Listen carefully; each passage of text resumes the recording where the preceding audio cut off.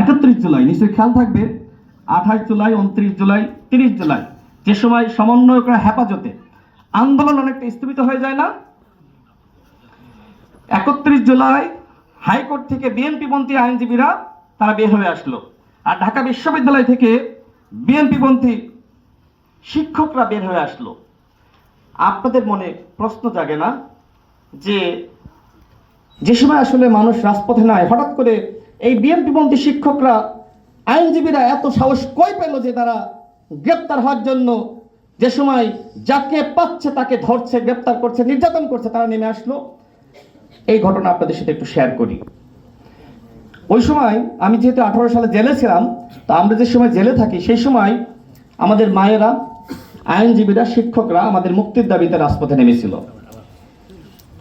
তো আমার কাছে মনে হয় যে আন্দোলনটা যেহেতু স্থগিত হয়ে গেছে, এখন আইনজীবী এবং একই সাথে শিক্ষক, পেশাজীবী তাদেরকে মাঠে নামতে হবে, এবং এটি নিয়ে বর্তমান স্বরাষ্ট্রমন্ত্রীর সাথে আমি আলোচনা করি, এবং এর প্রেক্ষিতে তিনি আমাদের বর্তমান মাননীয় প্রধানমন্ত্রী জনাব তারেক রহমানের সাথে আলোচনা করেন।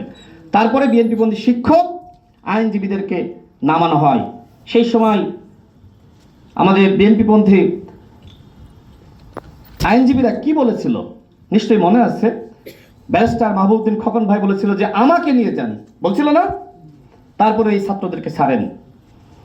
ওই সময় কি জামাতের কোনো শিক্ষকদের দেখা গেছে? এই যে দেখি প্রায় জামাতের পক্ষে একজন আইনজীবী খুব সংস্কারের কথা বলেন, নাম কি জানো তার? ব্যারিস্টার, দুঃখিত, ব্যারিস্টার না, আইনজীবী, বিখ্যাত আইনজীবী শিশির মনির। তার ফেসবুক প্রোফাইলটা একটু চেক করবেন তো, যে জুলাইয়ের সময় আমরা যে সময় লাল হয়ে গিয়েছি, এবং আমরা কারা বাংলাদেশপন্থী, কারা গণতন্ত্রের পক্ষে, কারা জুলাইয়ের পক্ষে, আমরা যে সময় আমাদের ফেসবুক প্রোফাইল লাল করেছি, সেই সময় তার ফেসবুকে কোনো পোস্ট নাই, তিনি তার ফেসবুক প্রোফাইলও লাল করেন নাই। এখন তিনি বিশাল বিপ্লবী। অর্থাৎ গণঅভ্যুত্থান সংগঠিত হওয়ার পরে জামাত এবং শিবির হয়েছে মাস্টার মাইন্ড, আর গণঅভ্যুত্থানের সময় গণঅভ্যুত্থানের সাথে থেকে, জনগণের সাথে থেকে বিএনপি একটি বড় রাজনৈতিক দল হিসেবে যোগ্য অভিভাবকের ভূমিকা পালন করেছে। বিএনপি এখনো পর্যন্ত দাবি করছে না যে আমরা মাস্টার মাইন্ড। বিএনপি মনে করে শহীদেরা, বাংলাদেশের জনগণ, জুলাইয়ের সমস্ত শক্তি মাস্টার মাইন্ড।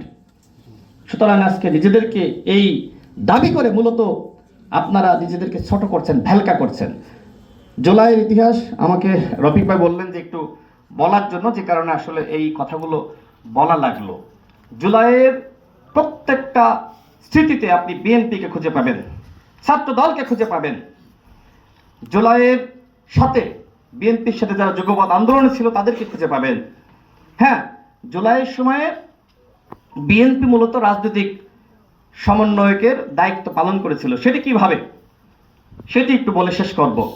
দেখেন, জামাতকে রাজপথে নামানোর জন্য বর্তমান স্বরাষ্ট্রমন্ত্রী নিজে জামাতের বর্তমান এমপি আব্দুল্লাহ মোহাম্মদ তাহেরের সাথে কথা বলেছিলেন। তো আমি জুলাই নিয়ে একটি ইতিহাস লিপিবদ্ধ করেছি। তো এটি করতে গিয়ে আমি জনাব আব্দুল্লাহ মোহাম্মদ তাহেরের সাথে কথা বলেছিলাম যে ওই সময় আপনার সাথে কার কথা হতো, বিএনপির কার?